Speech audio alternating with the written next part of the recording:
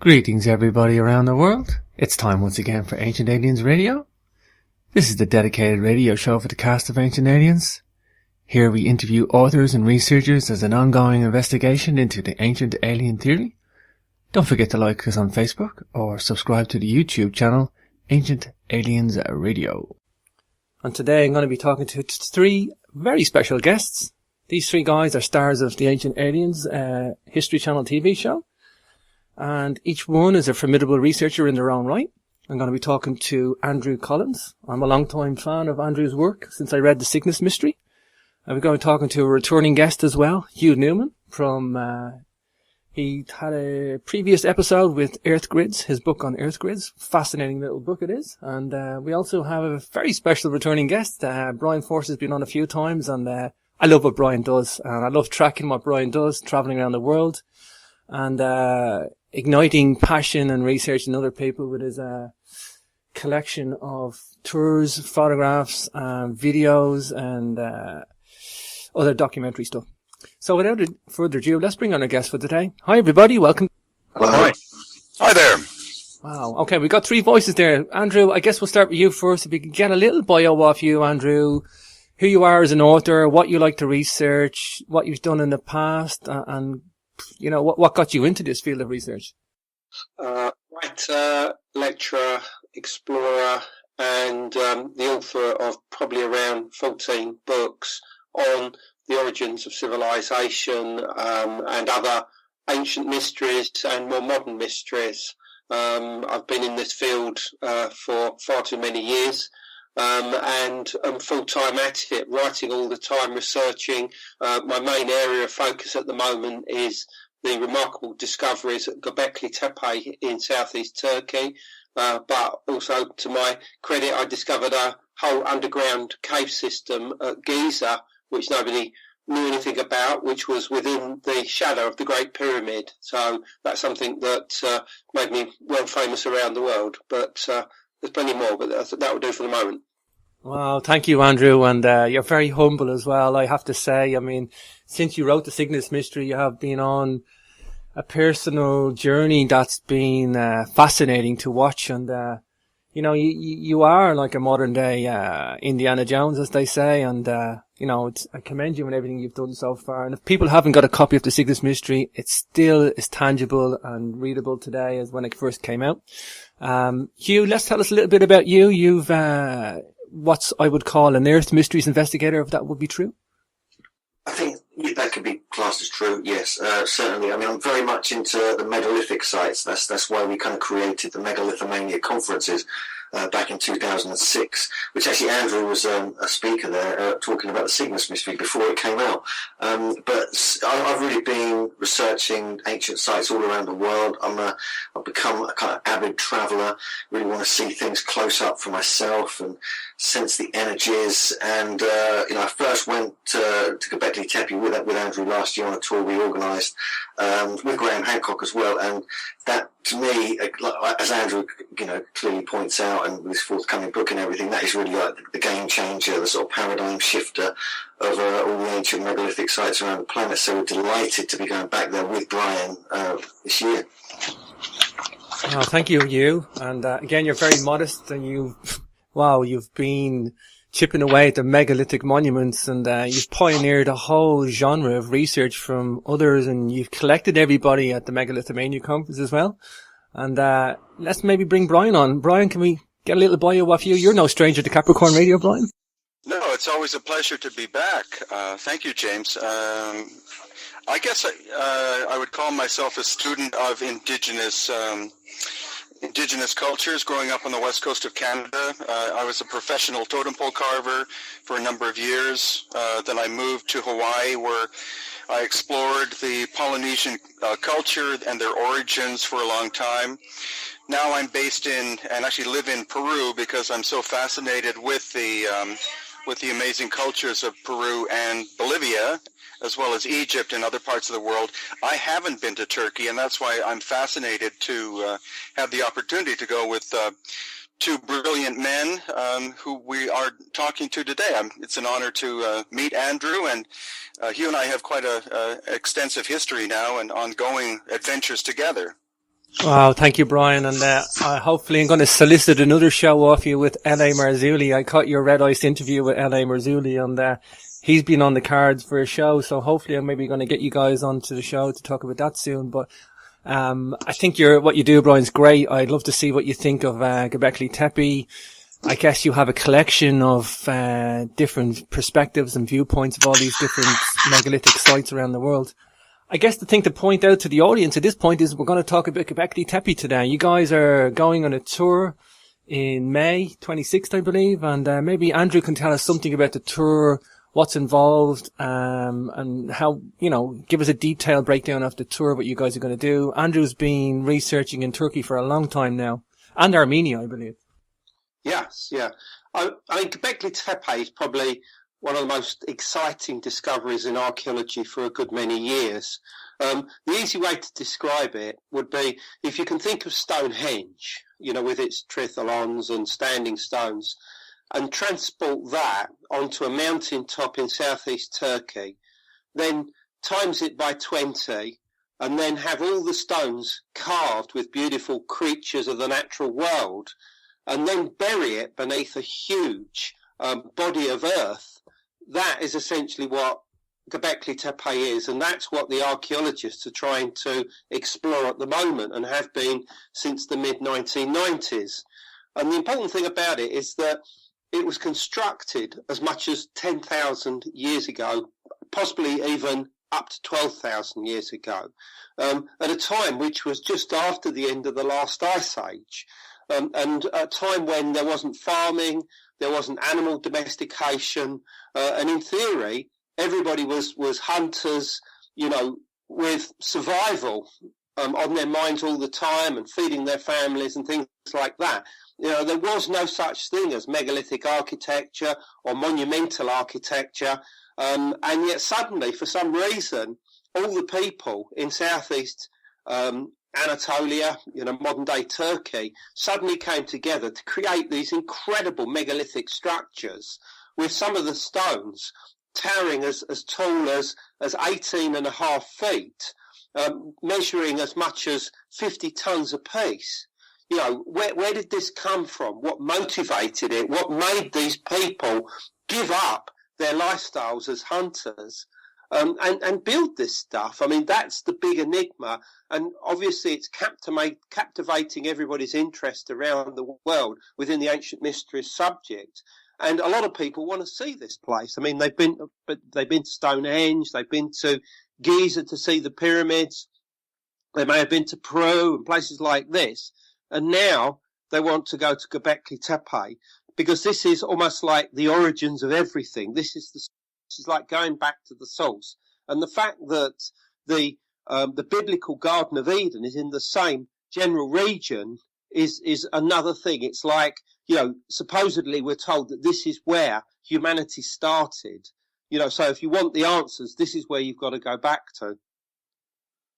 Wow, thank you, Andrew. That's a beautiful description. You've really, I guess you've really shown the mystery of it there. This is a time frame where, we're not supposed to be thinking about these structures. Wasn't supposed to be in existence. And exactly. Yeah. And even the archaeologists accept that megalithic architecture on this level really doesn't begin until the structures like Avebury in southern England or Karnak in Brittany, France, or obviously the Great Pyramids themselves. This was the time of megalithic architecture, and in theory, all of this should not have been happening several thousand years earlier, and it's turned on all our traditional values to do with the origins of civilization on their heads.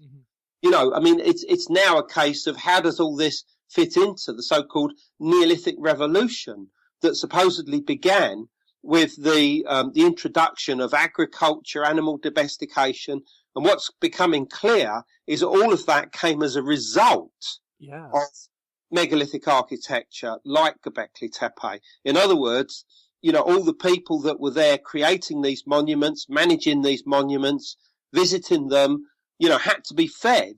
So they had to change their style of living from hunter-gathering because very quickly they were exhausting the local, supplies of game and, the animals that were obviously naturally in that area, because there were so many people there. They needed to think again.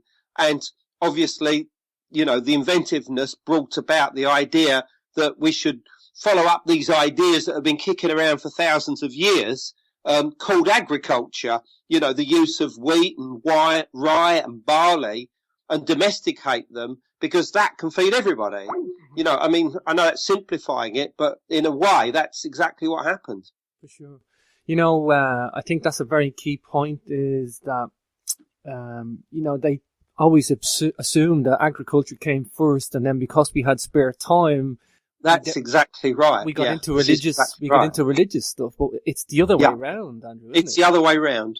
It was a prehistorian by the name of V. Gordon Child, who came out with the idea of the Neolithic Revolution. I think it was in the 1930s, and and the thing is that his idea was that the agriculture came first.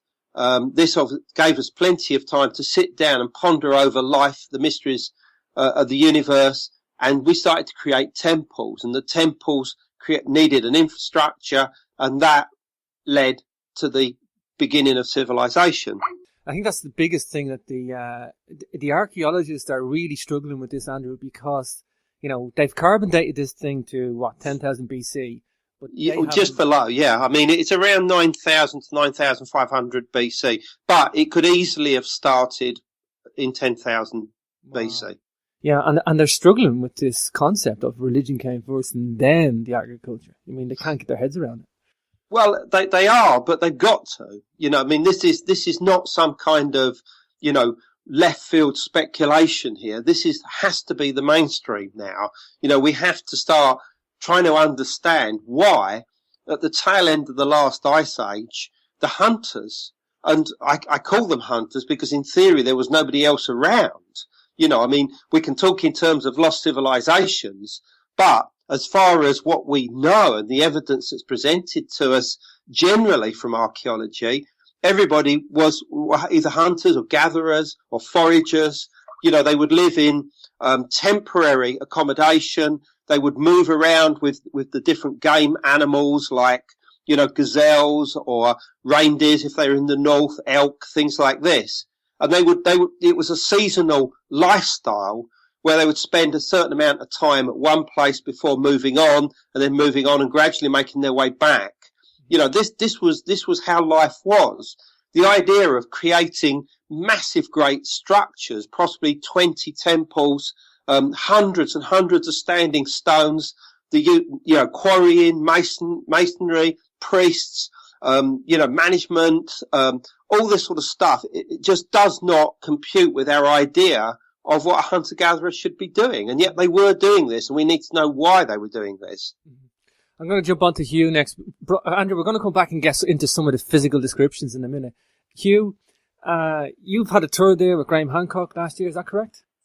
Yeah, that's correct. And Andrew as well. Okay, so you three guys are there. Tell us about that tour, Hugh. What happened? What you guys done? Because that must have been a real meeting of minds there, Hugh.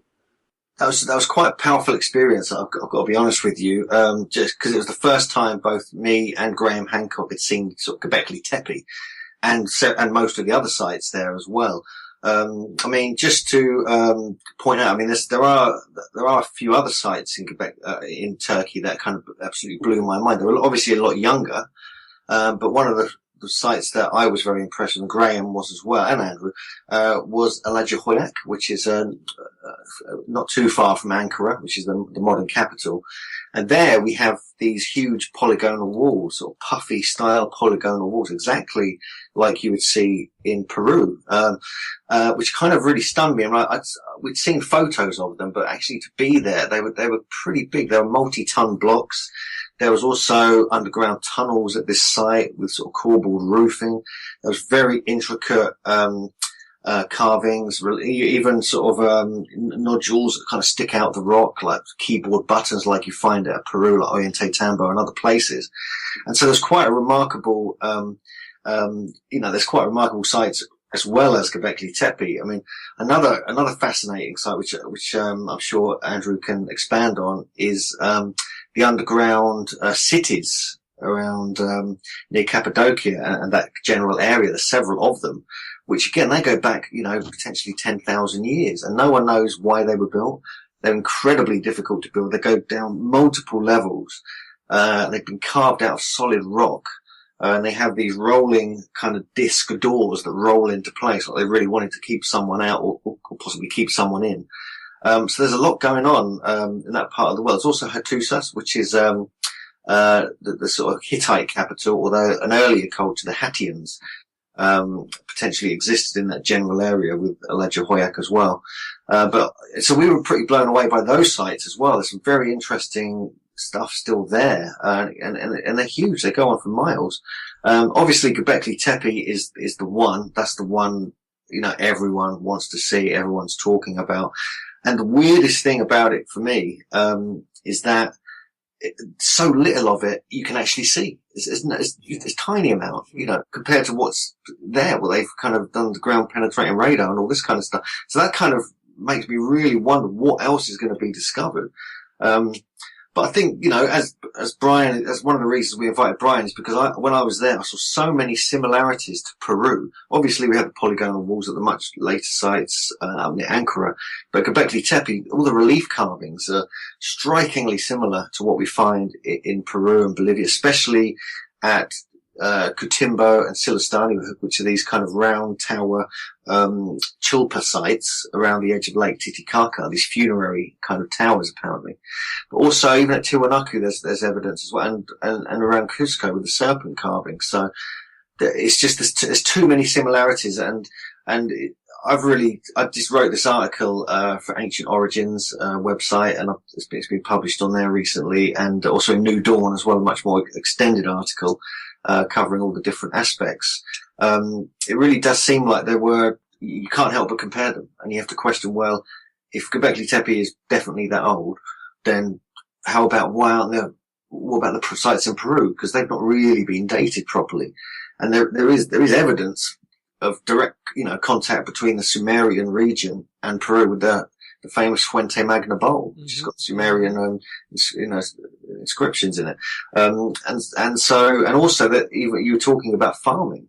I mean, even in Peru, in the highlands of Peru, it's known that agriculture was being practiced over about 8,000 BC with this guy called Tom Dillahay, who was doing research up there on squash seeds.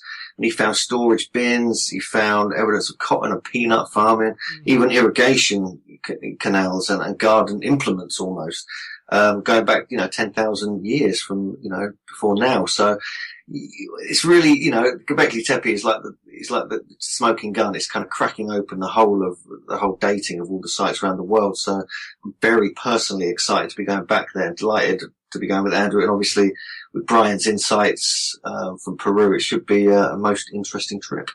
Sure. Yeah, I had Ron Flemeth on the show, and he was talking about, he was obviously talking about earth crust displacement, but he was talking about the high altitude farming regions of the world. From Turkey, Göbekli Tepe to Peru, they're all high altitude regions where, you see all the crops getting developed. But yeah, I think the underground city you're talking about, Derinkuyu, Hugh, is that right? Derinkuyu? Yeah, that's one of the ones. Yeah, we're going to be looking at two of them when we go there in May, June. Yeah, that's that one with the big round 20-ton doors that were keeping the people in. It's absolutely mind blowing. Can you even guess what they were protecting themselves from? Or? Oh my God! Well, there are ideas that have been popping out. Andrew may have some other information on this, but some people say it was to do with cometary debris, things like this. But really, the jury's out. Really, what they're there for. I don't know if Andrew's got any comments on that through his extensive research. As an engineer, I think they're the most fascinating underground structures. They're so highly sophisticated engineered monuments now. It's mind-boggling. They had a sophisticated knowledge of construction. Coming on to Brien, I guess. Brien, are you with us?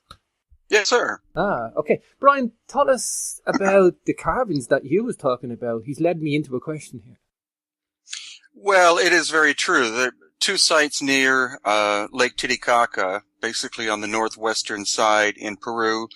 You have Silistani and also Cotimbo, but also there are other sites, and they have these large towers, some of them 20 plus feet high, which are they're megalithic in general, as in made of large stones. In general, they're circular. They have an opening facing east, and so a few of them do have carvings. In general, you have the same or a very specific theme. You have serpents, you have puma or other feline-like characters, and then you also have birds, often depictions of condors. And those three symbols were very important to the Inca. But in other sites, such as photographs that I've seen of Gobekli Tepe and other locations, again, you have a lot of feline characters and serpents, etc., and they're three-dimensional. They're actually they project out from the stones, and so there are possible connections based on that sort of animal theme. But I think, the most important thing, which both Hugh and Andrew have stressed, is the fact that it's been shown that Gobekli Tepe is of a specific time period. It is 10,000 to 12,000 years old. So the mystery is with a lot of the sites, such as in Peru and Bolivia, and even some in Egypt, they haven't been scientifically dated, and we've been depending, I think, far too heavily on conventional archaeology and anthropology to tell us ages. But what we need a scientific measuring approach, and that's what has been able to be achieved at Gobekli Tepe, because it was buried on purpose. So I guess my input that I can give is to look for similarities in architectural style, etc., from the areas of Peru and Bolivia, which of course are still very mysterious. The Inca did not build everything that is in Peru. They did not build all of Machu Picchu or Ollantaytambo, etc. That's the opinion, and I stress opinion, of conventional archaeology. Some of the structures are far too complicated to have been achieved by a Bronze Age culture such as the Inca. So it's the mysterious aspects of Turkey which really intrigue me. And from the videos and photos I've seen, Turkey is really an incredible location of ancient structures, which has not really been seen very often by the public in general. People think of ancient Greece or ancient Rome or ancient Egypt, but Turkey, I think, is at least as rich as any of those places. Oh, for sure. Hey, Brien, is there a link with the bird carvings? There's birdmen relief, or birds with the long beak. Is that any links at all? It could be. Of course, at Tiwanaku, on the famous Gate of the Sun, there are depictions of transformational characters, of so-called birdmen. And also, as Hugh knows, because he and I went to Easter Island together, that's a very heavy-duty theme there. We were there with Dr. Robert Schock, and Dr. Robert Schock has no problem in believing that some of the works on Easter Island could be 12,000 years old. So the fascinating thing is we're looking at amazing enigmas, which we are actually able to start unraveling now. Yeah, for sure. Okay, coming back to you, Andrew, let's talk some of the physical description of Gobekli Tepe, its location, age, and kind of give us some of the size of the stones from the smallest to the biggest, and the intricacies. Well, as I say, work began there in 1995, and you've got to imagine that you're talking about working on the top of a mountain here, a limestone summit at the edge of the Taurus Mountains, and that you've got this huge great earthen mound. It's about 300 meters in one direction by about 250 in the other. And basically, when the archaeologists got there, who were led by a German guy by the name of Dr. Klaus Schmidt, when they got there, they could see all over the surface fragments of carved stone. Plus there were literally thousands and thousands of flint tools. And they were obviously sure that this related to something of a very ancient age, obviously Neolithic. And yet the strange thing is that one initial survey team had been there in 1963 and had seen these fragments of carved stone and had actually dismissed them as part of a lost Byzantine cemetery no older than about 1,500 years because of their sophistication. But Smith knew what he was looking at because he was already working on another, what they call pre-pottery, like a very early Neolithic site at a place called Navali Chori, about 20, 30 miles away. So he knew what he was looking at. And they began their excavations, digging down into this mound, this Tepe, which is what Gobekli Tepe means. I mean, Gobekli Tepe means the hill of the navel, basically, as in the stomach, because of its shape and possibly because of some very archaic beliefs and practices that were still held by the local Kurdish people. And they uncovered these 4 incredible structures almost immediately, which they've named enclosures A, B, C, and D. And there were a number, possibly about another dozen or so smaller structures, possibly from a slightly later date. So the bigger structures, which have these rings of standing stones turned on edge facing towards the centre, towards 2 massive great monoliths. And all of these monoliths and standing stones have T-shaped tops, T-shaped terminations. So they look like hammers, basically, or hammer-headed stones. And many of them have carvings of them, creatures of the natural world. We're talking different birds, snakes, as Brien said, and we've got things like boars and foxes and lions and things like this, which are just cover them basically. But the actual pillars themselves seem to be anthropomorphic in the sense that they represent some kind of human form. Some of them have bent arms on their wider faces, ending in hands that come round to the front narrow edges that point and face towards the centre of the enclosures, towards these 2 great portal-like monoliths in the middle of them. And the interesting fact about it is that it looks almost as if they've created some kind of gathering of these figures. Schmidt says that it's almost like they're gathered for a dance. And this is very reflective of megalithic architecture in other parts of the world, many of which have folklore and legends to do with the fact that the stones are people turned to stone, because that's almost what the stones, the pillars at Gobekli Tepe are. They're almost like frozen great ancestors, maybe, or divine beings associated with whatever activities were happening at these monuments. Now, astronomically, they seem to be pointing towards the stars. Some people have suggested that they're facing the south towards Orion or Sirius, although my own work suggests that actually they focused towards the north, towards the Milky Way, the celestial pole, and in particular the constellation of Cygnus and its bright star Deneb, which marks a point on the Milky Way where there's a fork, it splits in 2, and cultures around the world for many thousands of years have seen this as a point of entry and exit into some kind of sky world or upper world. It would have been a belief very much associated with shamanism.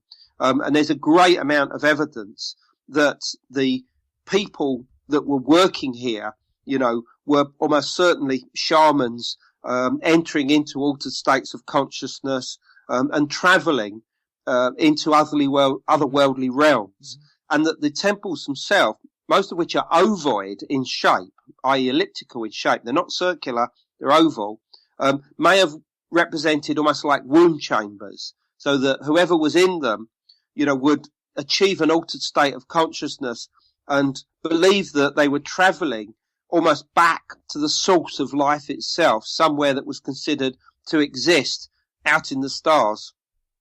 Wow, fascinating, Andrew. You're describing something here that's so incredibly complex and sophisticated. It's mind-blowing. Well, in a way, they're almost like stargates. I mean, obviously we hear this term used a lot, but the central pillars in the middle of the enclosures, which tower above everything else, almost certainly they represented some kind of gateway or doorway, between which the shamans would stand to face towards wherever they were going. And in the 2 largest and oldest of the enclosures, which are C and D, which date back to about 9,000 to 9,500 BC, there were actually stones that were in the northwestern sections with large holes through them, so that the shaman or whoever it was that stood between the central stones could actually gaze out on the distant horizon and watch the star Deneb, the brightest star in Cygnus, actually set. So maybe this was actually seen as like a marker when the gateway, the doorway into the sky world was open. And at that point, they could travel onto the Milky Way and, encounter supernatural forms, power animals, great ancestors, divine beings, things like that. That is what I think was going on at Gobekli Tepe. And this is a pretty mainstream idea. I mean, Klaus Schmidt, who's written a book on the subject, has been out for several years now, he comes to very similar conclusions as well. Although obviously he's very, very cautious about connecting any of this with the stars or astronomical alignments. But to be honest, the fact that you've got megalithic structures all over the world that are aligned to either the sun, the moon, the planets, or the stars, it's only natural that we should start looking for something like this at Gobekli Tepe. Yeah, totally. Andrew, I wonder, is there like an astrological theme to these animals? Were they maybe like a pre-zodiac, Well, that's an interesting thing, which I have looked at. I mean, firstly, there is evidence that although the structures are now missing various of their stones, that certainly in the two largest structures, that the rings of stone numbered 12 originally. And obviously this is a very myth-laden number, one that would be associated with time and space and the movement of the heavens in relationship to the earth. And in particular, the movement of the sun, over the yearly course, and of course the moon, and the 12/13 months of the moon. So there's obviously some kind of celestial component to these structures, that they are locked into some kind of time cycles in some way, which might also give us an idea why there are so many of them, because it does seem as if the star alignments, if they were genuine, would have gone out of kilter with the actual stars and their positioning on the horizon, probably in no more than 100 to 150 years, which would have necessitated either them correcting the stones that were aligned to the stars as existed, or simply abandoning those temples and building new ones, close by with new alignments. And, this is something that would seem to have gone on possibly for 1,500 years, from around 9,500 BC down to about 8,000 BC, when it would seem that the final structures, which by now were being built much smaller and much simpler, that eventually that the idea or the necessity to have these type of monuments went, and the final structures were covered over completely, and whoever it was that was responsible for the upkeep, the management of these places, just disappeared.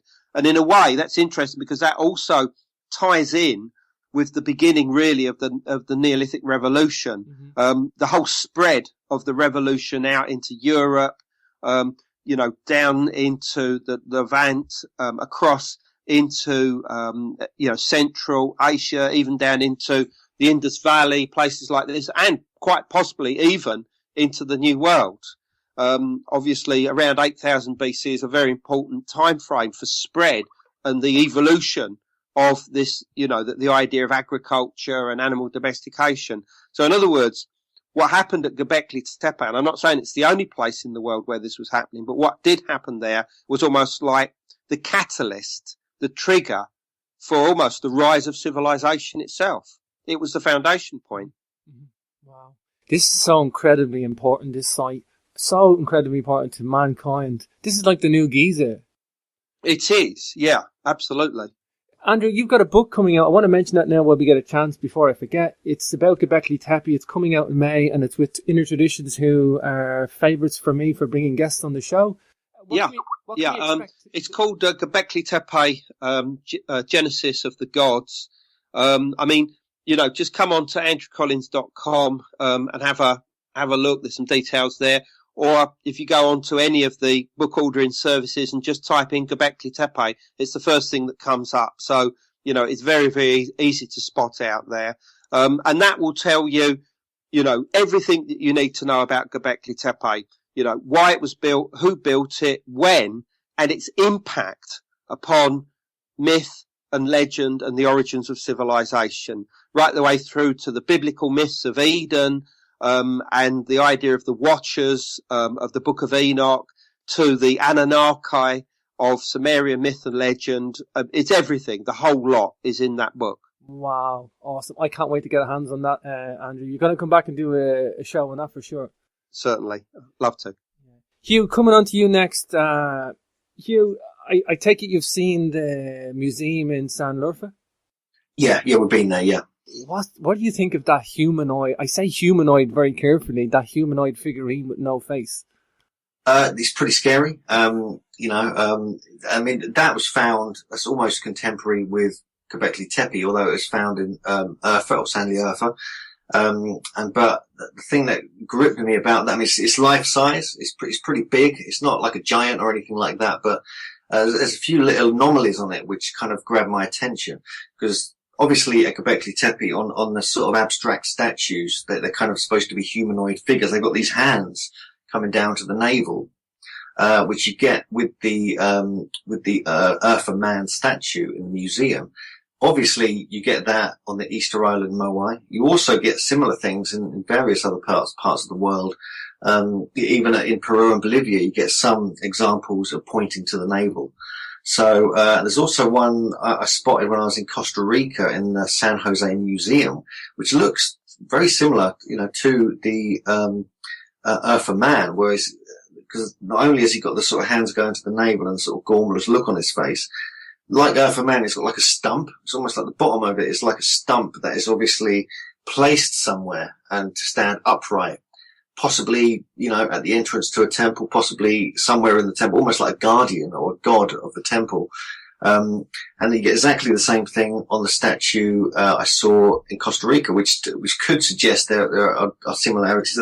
There's also relief carvings, very intricate relief carvings in Costa Rica by the same people who built or carved the stone spheres over there. So we have to question, is there more diffusion going on here than academia would like to mention? But also in that museum, which we do extensively visit on the tour, there's a couple of there's a very strange totem, very strange kind of very psychedelic totem stone pole kind of thing. The face is kind of missing off it, but it's got some very unusual carvings. One of them looks like almost like a face emerging from the stomach. It's almost like a baby coming up with a face emerging. You get a similar emerging kind of feet beings like pumas and other things at Cotimbo in Peru, but also in Costa Rica as well. There's a humanoid statue there where there's like three of them, sort of almost like Costa Rica, Gobekli Tepe, and Peru. There's too many similarities I've kind of been spotting. It could be coincidence, it could be something else, but also in the museum there you get all these sort of strange kind of animal kind of little statues. There's the one of the almost lizard or feline type being with this kind of like, it was actually one of the first things they discovered at Gobekli Tepe back in the 60s, I think. And it's like the top of a less old kind of pillar, like T-shaped pillar, with this kind of what looks like a lizard with the legs sort of popping upwards, kind of emerging relief carving from it. That, to me, when I saw that, I was like, oh my God, I'd seen one exactly like that. And I flipped through my photos, my film footage. And at Silastani, there's one almost exactly the same, like the same size, same style, same design. And it just makes you wonder, how can that be a coincidence where you get all these minute details in different places? It kind of really resonates, with me, that the idea that there was some kind of global culture which we have to kind of start taking on board, and exactly like what people like Graham Hancock and Robert Schoch and Andrew and others have been saying all along. So it's amazing what you see when you go and look. Yeah, Graham's been on the show. I never got a chance to talk to him about a few things because I was talking about War God, the fiction novel. But What's Graham reckon to the whole thing? What, Gobekli Tepe in Turkey? I mean, he was obviously blown away by it. He spent some time there away from the tour as well. But I think he's like, it was as shocked as I was, I think. And I mean, and he's going to be putting that out, and he's obviously in Magicians of the Gods, his follow-up to Fingerprints of the Gods. So that should be quite exciting when that comes out. Obviously Andrew's done the major research on it, preliminary research, which is kind of, and that book's obviously going to be the one that is coming out very soon, which people are going to have to take notice of, because, I mean, Graham's take on it, I mean, it fits into his theory perfectly. It's just like Fingerprints of the Gods. He was claiming there was a post-Ice Age, advanced civilization. Suddenly, Gobekli Tepe turns up. It's like, oh, there we go. Here's my proof. Thank you very much. So you have to kind of, take into account that. And it's interesting that, it was first being excavated just after Fingerprints of the Gods initially came out. So it's almost like synchronizing. And, we have to really have to question things now. Gobekli Tepe is utterly mind blowing. And you can't help but question, if this highly advanced culture was doing this back then in Turkey, there must have been something, it must have developed into that, so where's the other evidence? Or have we just not dated things properly? There's a lot more. I think this is going to be a sort of rewrite in the history books kind of paradigm shift, the next few years. So, it's very exciting to, be a part of that. Yeah, it's so funny, just looking back at the last 20 years, three of you guys will admit how alternative history has pretty much blossomed. I mean, it's just exploded. I mean, there's so many people writing books on alternative, so many different researchers from so many different fields. But I guess what you're talking about there is the time this was discovered or investigated, it was about a year or two after Shock had the debate about redating the Sphinx. And, I think alternative history really needed something tangible. It came 2 years later with Gobekli Tepe. I know there's a lot of, there's been 20 years of research into it at the moment. But I mean, it just wasn't available at the time Shock was redating the Sphinx. And it's a shame because the Egyptologists were, where's the pottery shards? Where's this missing civilization? But, we have something to point to now. Yeah, no, I totally agree. And I think it's extremely exciting. I mean, one of the other things which, Stonehenge, there's these huge wooden posts that they're just white blobs in the car park, probably covered over with grass now. I think they've redone it all.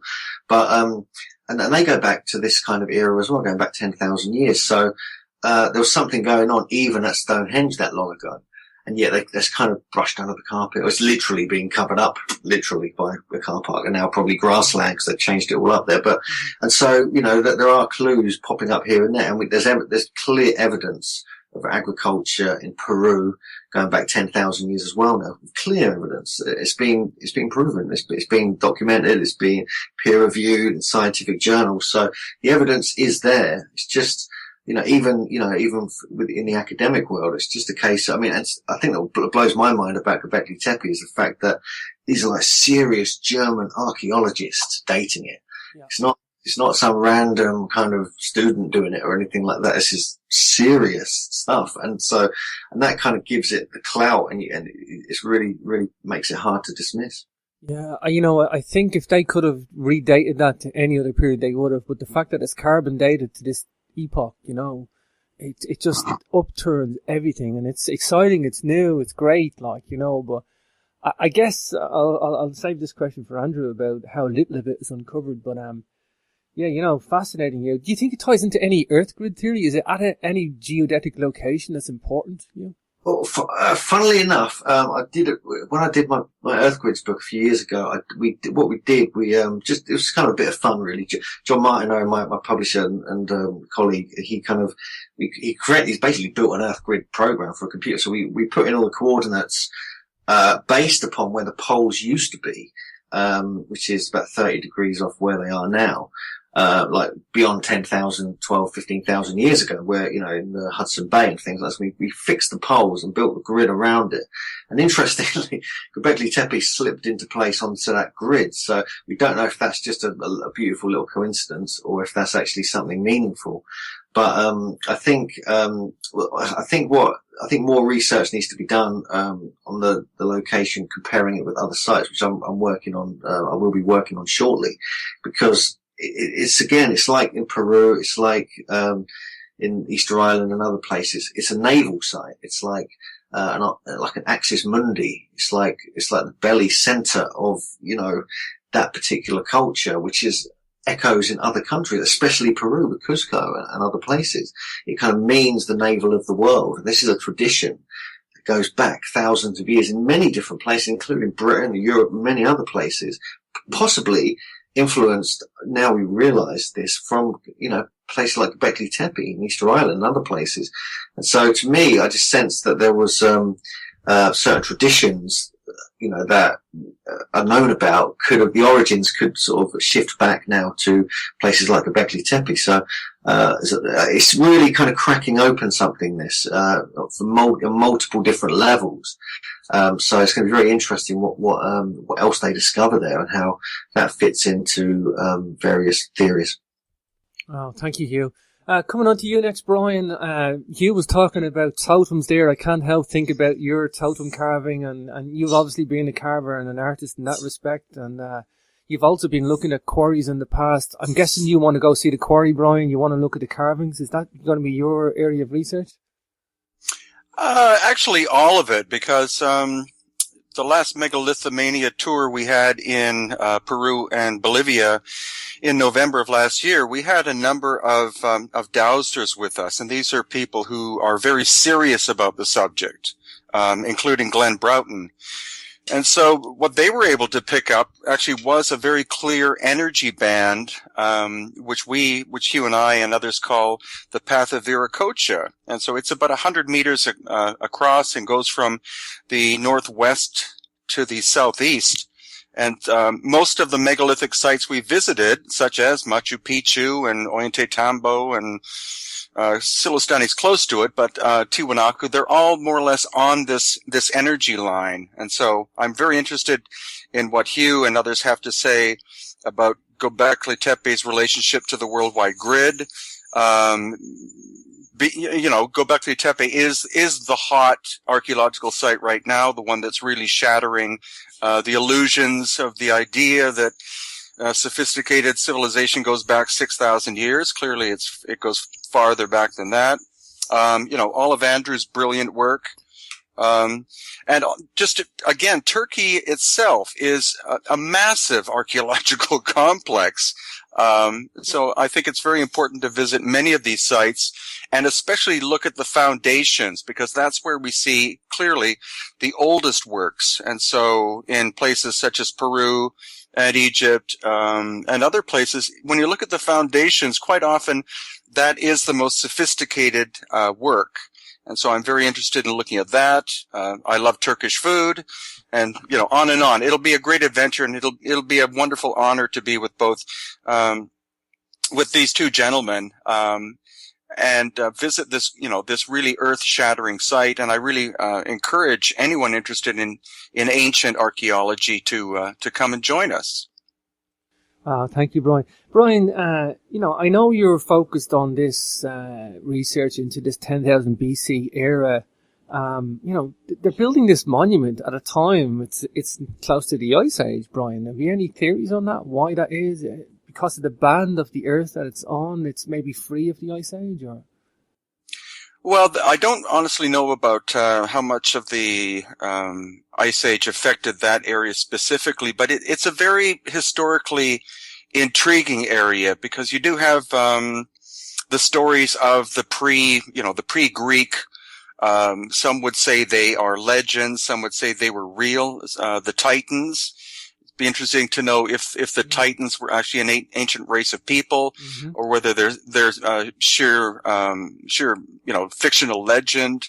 But again, that whole area really hasn't been looked at that much, I don't think, by the general public, especially. People go to visit Greek ruins, etc., in Turkey. But now that Gobekli Tepe has been shown to be of the vintage that it is, how much more is in that area of the same age or even older? Yeah, for sure. For sure. Coming on to you, Andrew, I think one big question is the fact that all these spirals or circles that encompasses Gobekli Tepe, I think there's 20 of them, they're all buried.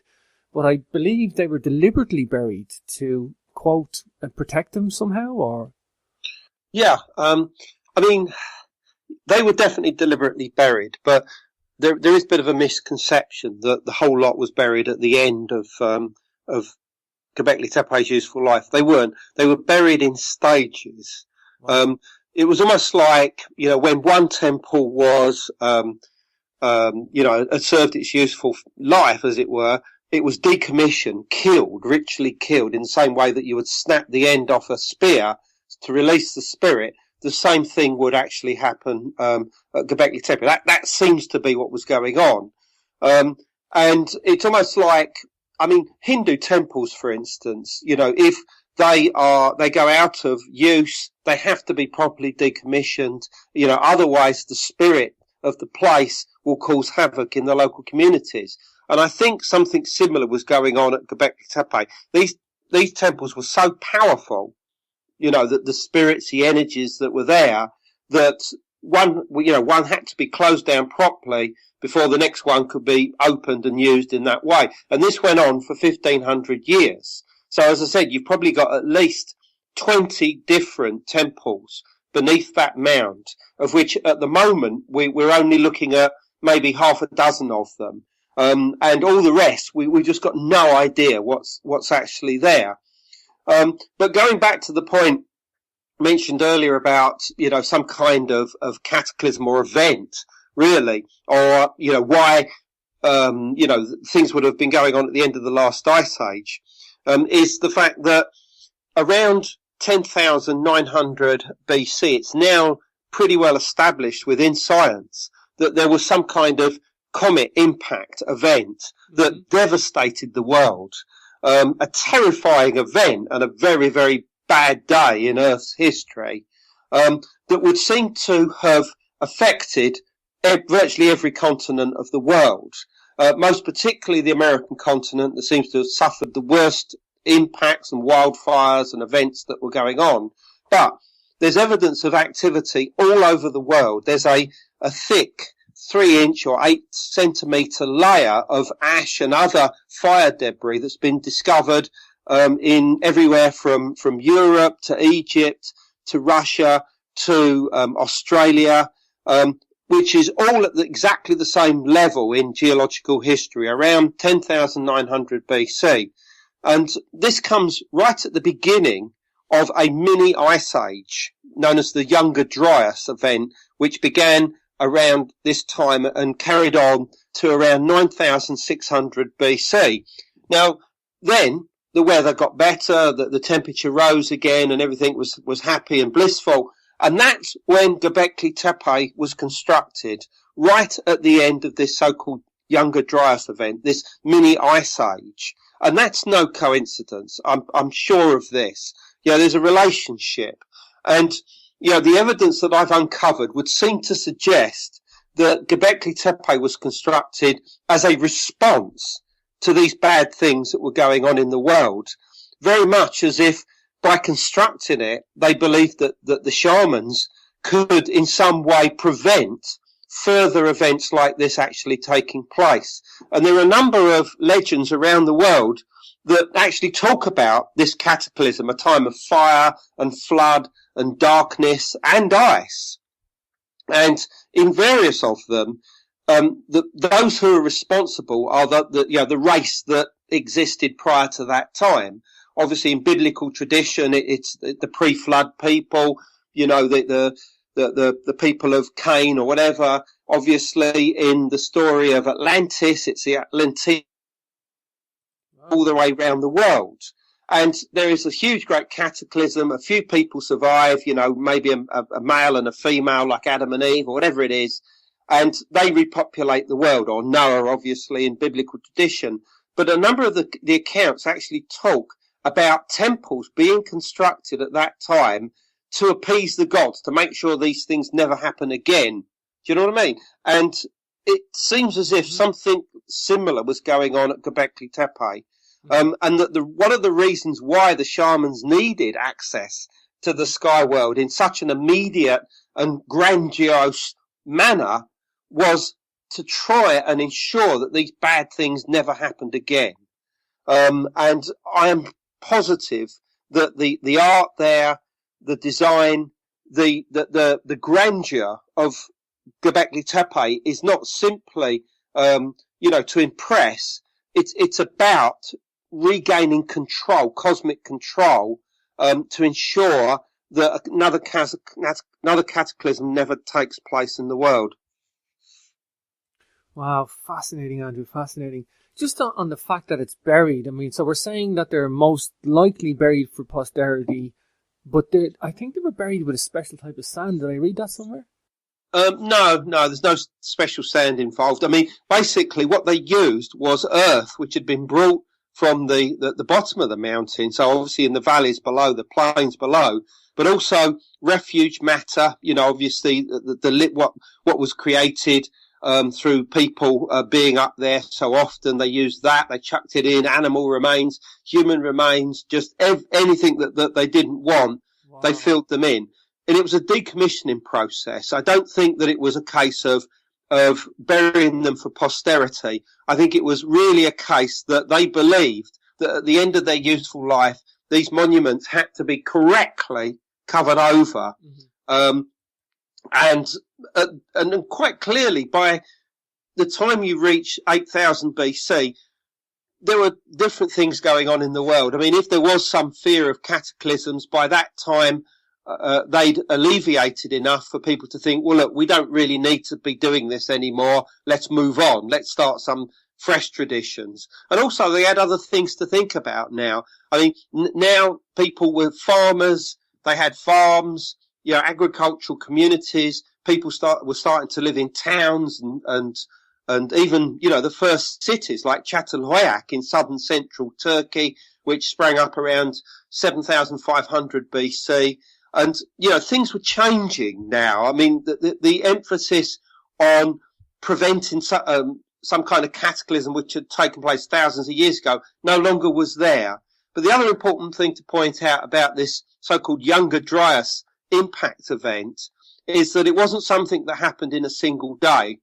That there wasn't just a whole load of impacts and it was all over in a few weeks. It would seem as if there were wildfires and other bad things going on in the world for several hundred years after this event. Indeed, it goes all the way through until about 10,340 BC, when there's another spike of activity, which scientists believe could even be another comet impact at that time.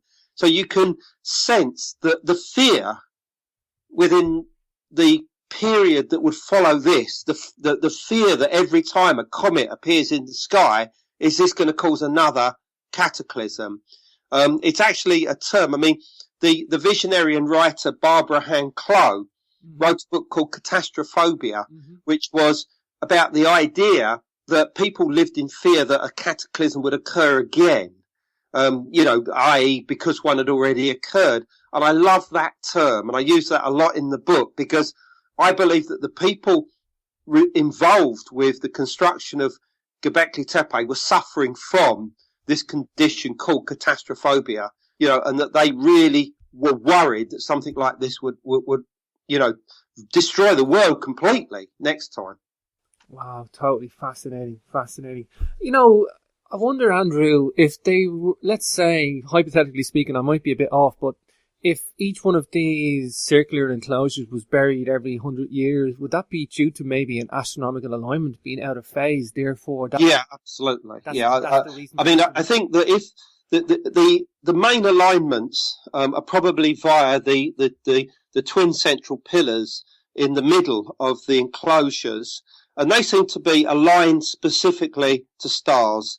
I say, it's Deneb in Cygnus, as say other people are looking at other possible stars as well. And quite clearly with the effects of precession, the slow wobble of the Earth over a period of 26,000 years, stars go out of kilter a matter of 1 degree every 72 years. So quite clearly, 72 years after your alignment, the star's already almost beginning to misalign. And give it 100 years or 150, it would be totally useless. And I think there is a possibility that they did actually try and twist into a new position, because in the largest temples, they're not the stones are not stuck within some kind of mortar floor or deep down into the ground like megaliths are in Europe, but they're actually set within these pedestals carved out of the bedrock, only about 6 or 8 inches deep, which, in all honesty, would mean that if these great pillars were pushed, they could even topple over. So clearly they had some kind of supporting frame around them, just as they are today. Now that they've been uncovered and restored, they have like this wooden frame around them. And I think it's possible that they did this deliberately so that they could actually shift the stones slightly to follow the setting or indeed rising of any particular star. But of course, even then, eventually the star will go far too much out of kilter, and they would then require another temple to take its place. So I think that's exactly what was going on there with regards to these large monoliths in the different enclosures there. Wow, I definitely think you're right, Andrew. I think, the sheer quantity of 20 would, make sense if there was a decommissioning process over 2,000 years, because procession is the key. Procession is the key. And I know you've looked into procession in the past, Andrew.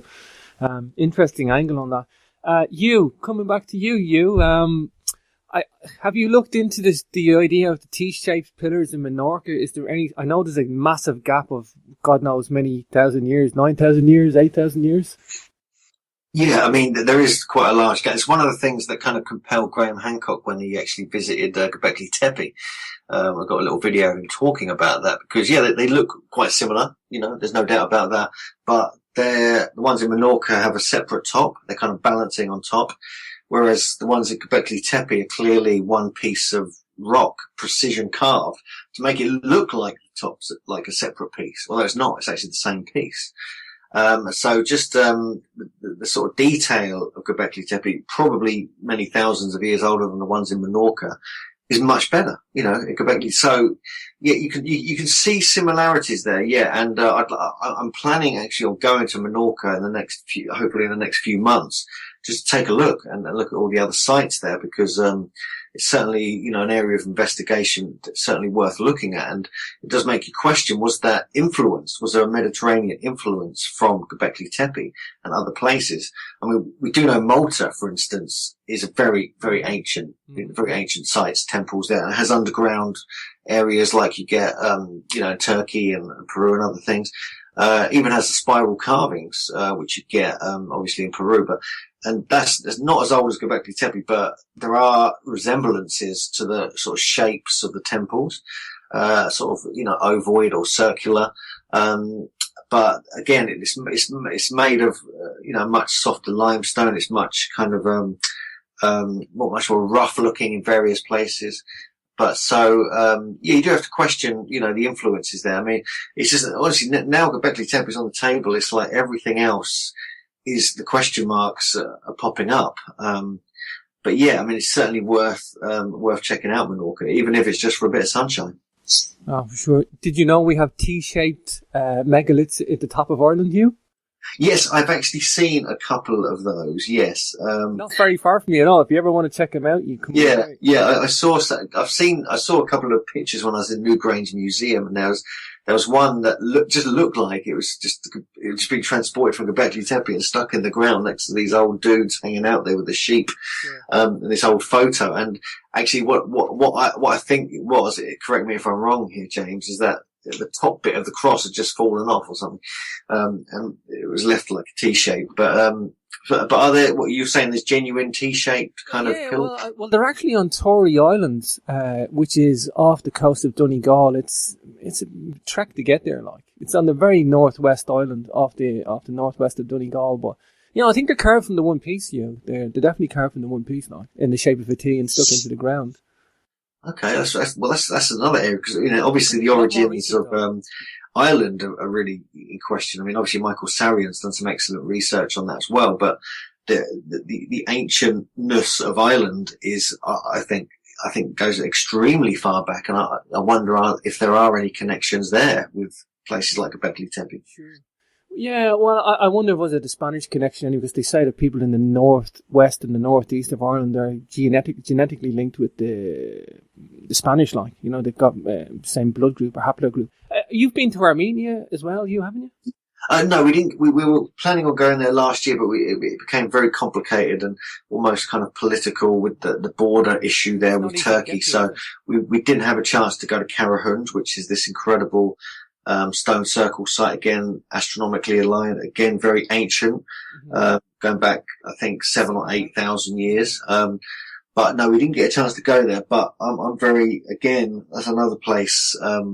As a pure megalithomaniac, I will be going to at some point. Yeah, see, it's quite close, and that's why I asked you. It's quite close in age. 7,000 BC, astronomically dated. So, that's not far off the last building construction of Gobekli Tepe. I wonder, did they migrate?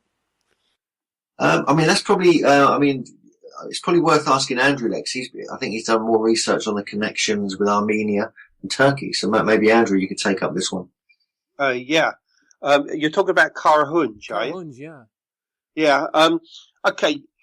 Basically, Karahund is a huge, great megalithic site of hundreds and hundreds of standing stones.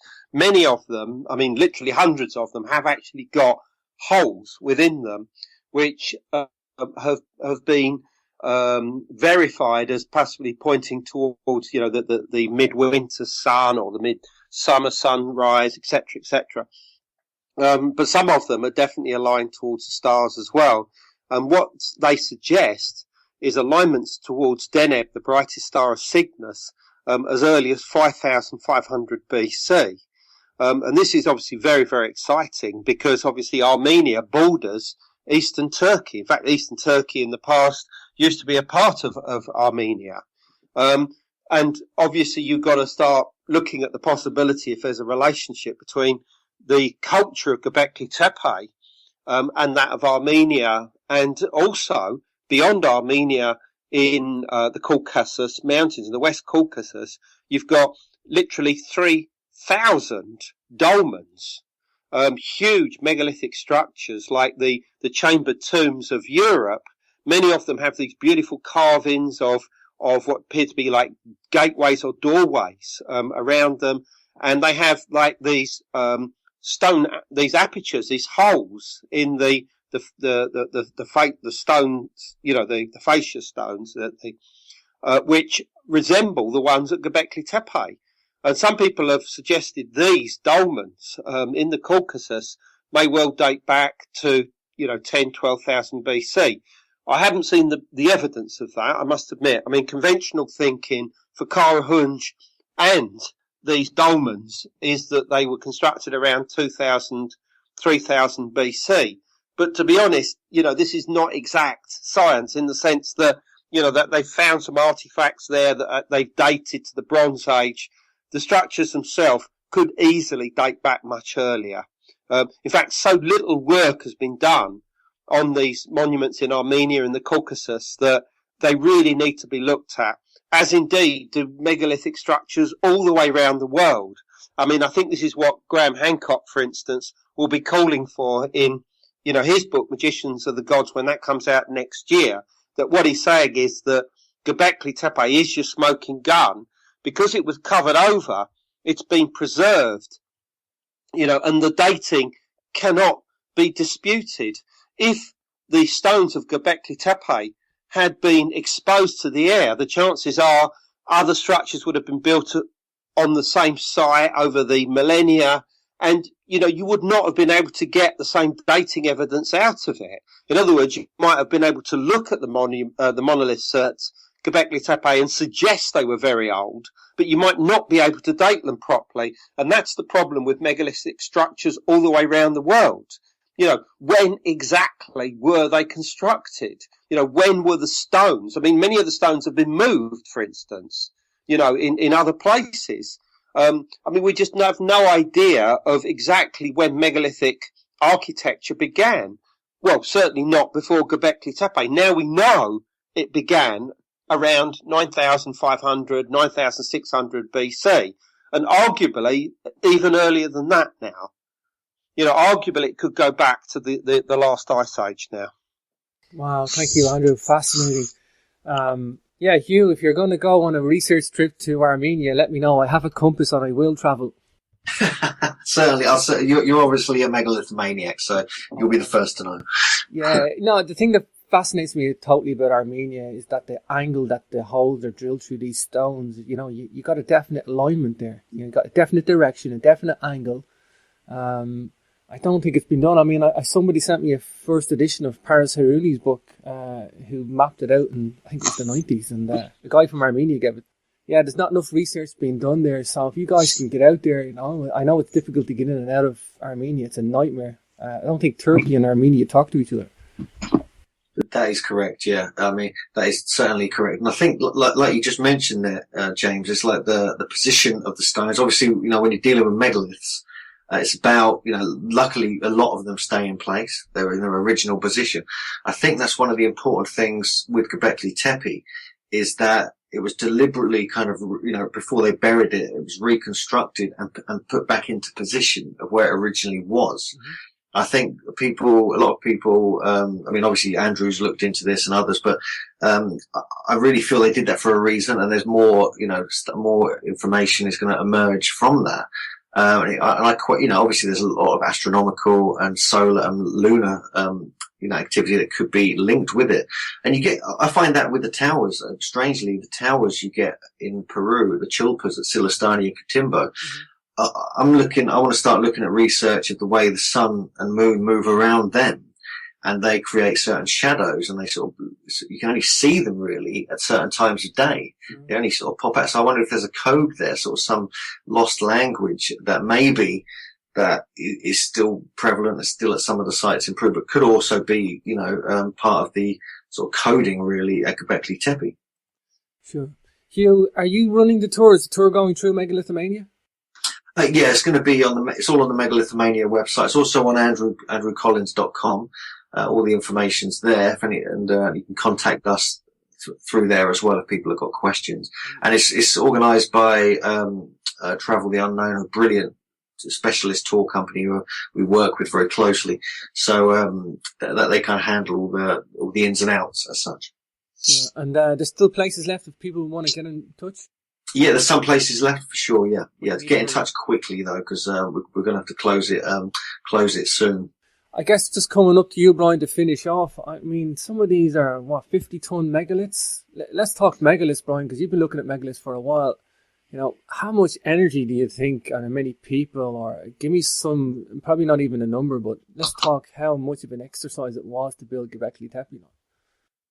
Well, actually, I honestly don't know where the quarry source is, but in the case of Peru and Bolivia, you know, you have again the conventional archaeological approach, which is that you had a slave class who found wooden rollers of some kind, like trees, and they were cutting these massive slabs out and dragging them across the landscape. You know, in the case of Tiwanaku and Pumapunku, which has been heavily plundered over the course of more than 500 years.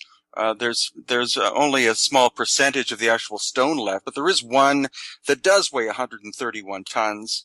At Sacsayhuaman in just above Cusco, you have at least one stone, if not more, that weigh 125 tons. And these are measurements that have been done. These are not like wild guesses. So what we're looking at least in the case of Peru and Bolivia, and one may presume possibly the same thing going on in Turkey, is that you had people who had a capacity to comprehend the laws of physics in ways that we don't. I'm not stating that ancient aliens were involved in any way, shape, or form, but because so many of these ancient places clearly still have energetic properties today and may have had much more powerful energetic properties in the past, you know, that is what makes a place like Gobekli Tepe such a mystery and such a ground, literally ground-shattering new find is that it's proving that sophisticated societies, at least in terms of being coordinated, existed, 10 to 12,000 years ago. And so that's why I'm very, very intrigued to go and visit it and see what has been uncovered. And as both Andrew and Hugh were saying, it's only a small percentage which has been actually excavated so far. So how big could this site be, and what does it relate to in the area, and possibly even farther afield? What does the symbolism represent? What do the star alignments, etc., represent? It's a very, very intriguing site, and I'm super looking forward to joining both Andrew and Hugh and our guests on this adventure. For sure. Give us your website there, Brien, before we wrap it up. Yeah, my website is hiddenintours.com. Thank you, Brien. Just to come back to you, Andrew, to finish off, I guess. Hi. Can you imagine when this whole place is uncovered? I mean, how long are we going to take for that to happen, Andrew? The problem is that the conventional thinking with archaeology today is that you do a little and leave the rest to the future, when the methodologies will be, much more technologically advanced, things like that. And unfortunately, we never will see exactly what is beneath Gobekli Tepe. I mean, excavations do continue there, but they have no intention of completely taking the top off the mound. And I think that that's, a travesty, really. I think that we really, really need to know what's beneath that place. But having said that, Gobekli Tepe isn't alone. I mean, there are many other places in southeast Turkey that could date back to a similar age and could even be as big as Gobekli Tepe, and they've not been investigated yet properly. And that's one of the areas that I'm working on now. I'm looking at new sites in southeast Turkey that have the same potential as Gobekli Tepe. But for the moment, that is basically the omphalos of the world, the oldest one. And, it's the source of everything. And I think people need to see and experience it. I've never seen so many people excited about something in their lives. What did you think of the National Geographic article? It was brilliant. I loved it. Yeah, I mean, you're getting so many of these articles. I mean, mainstream magazines, obviously documentaries, things like that, are covering Gobekli Tepe in a way which, gives it this foundation point of everything. It's not some left field idea that this is the beginning of the Neolithic Revolution. It is now. And, you have to accept that. I mean, it's not going to go away anytime soon, and you have to embrace it, which is why obviously myself and so many of my colleagues, Hugh and Brien and many others, Graham Hancock, Robert Schock, even Robert Bouval, are all looking at this now, because it's all a part of a bigger jigsaw that we need to understand to put the whole thing together. Yeah, I agree. I quite liked the National Geographic article. I think they've done a good job on it, and I think, it did a great service for the rest of the world to get their eyes on Gobekli Tepe, and I think we needed that because it was lurking in the midst for a long time until that National Geographic article. Yeah. Did you see that bracelet, Andrew, that obsidian bracelet that was found nearby? Well, Hugh and I were actually at the location where that was discovered last September. It's a place called Ashikli Hoyak, and we made special arrangements to go there because of this discovery and the fact that, I mean, this was one of the most sophisticated, advanced places of its age. I mean, it goes back to 8000 BC. It was like a modern town, really. Complete with streets and things like that. And there was the manufacture of obsidian artifacts there, this most incredible bracelet with this precision, design, which is like something that could only be created on a modern lathe, or from a modern mold or something like that, which it was just extraordinary to look at. I mean, look up a Ashikli Hoyak bracelet on Google or whatever, and you'll see it. And this dates basically to between about 7,000 and 8,000 BC. And it shows the level of sophistication of this culture. Ashikli Hoyak is almost certainly part of the descendancy from Gobekli Tepe, which is not that real far away from there. And, you know, the revolution had begun in civilization. And as I said, it all really can be traced back to Gobekli Tepe at this time. Wow, yeah. I mean, for the listeners, obsidian is not the carver's choice of material, Andrew, is it? Well, I think it's absolutely a crucial thing. I mean, it was seen in many parts of the world as embodying the fire of heaven itself. It also happens to be one of the sharpest substances on earth, basically. It's used even today within the medical profession. And it was much prized by the peoples of the age of Gobekli Tepe, and even much earlier than that. And whoever controlled the obsidian sources were very, very important people. And I think that this is a crucial point in coming to try and understand who it was that was involved with the construction at Gobekli Tepe, which is something that I bring out in detail within, the Gobekli Tepe book that I've done. So, sure. But no, obsidian, incredible thing. It is my favourite mineral, essentially. Yeah.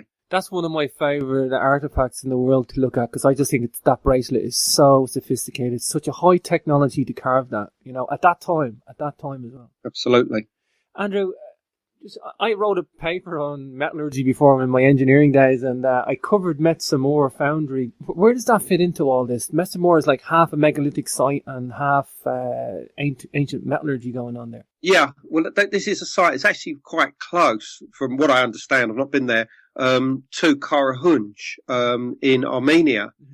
And what you've got here is evidence of smelting going back to probably about, well, they say 5,000 to 7,000 BC, and that's probably about right. However, it's certainly not the oldest. The oldest evidence of metallurgy comes from a place called Chayonu, which is only about, 50 miles away from Gobekli Tepe. Wow. I mean, that is where really metallurgy began. But of course, it spread out very quickly to places like Çatalhöyük and Ashikli Hoyak, and also obviously into Armenia. And also with it went this incredible ability of the artisans to carve stone, as you've said, stone and obsidian and things like this. It was part of this civilization of Southwest Asia that went out with the Neolithic Revolution. But that's, I mean, it's a site, this site in Armenia, I won't even pronounce it because I can't remember exactly how to pronounce it, but, this is part of this sort of wave of activity that seems to begin in Anatolia and move outwards. Yeah. So fascinating when you look at Gobekli Tepe and what's around it. It looks like it's exploded from there and gone out in all directions. It is, yeah. I mean, as I said, there are other sites in the region. I mean, one that I've actually been to myself is a place called Karahan Tepe. That's probably about 50 miles to the east of Gobekli Tepe, and this is on a similar setting on a low mountain top. With views at the horizon. And here you can see the stones actually sticking out of the ground. I mean, just the heads of them. And there are flint tools everywhere. There's stone fragments, carved stone fragments all over the place. I mean, it's almost like a lost world, and it's miles and miles from the nearest road. And, you just know that here, once they start proper excavations, they're going to find something similar to Gobekli Tepe. So there was a whole culture doing this. It wasn't simply Gobekli Tepe itself, but that at the moment is our show home, if you like. That's the place that's being excavated. That's the place we know the most about at the moment. And that's where we have to keep our focus for the time being. But as I said, work is being done in other parts of southeast and eastern Anatolia at this time. And, they also are uncovering incredible stuff as well. Andrew, I thank you for your time today. AndrewCollins.com. Oh, yeah. It's my pleasure. You're going to come back on and talk about your Gobekli Tepe book in May, I hope? Oh, certainly. Absolutely. I'd love that. Brien, I thank you for your time today as well.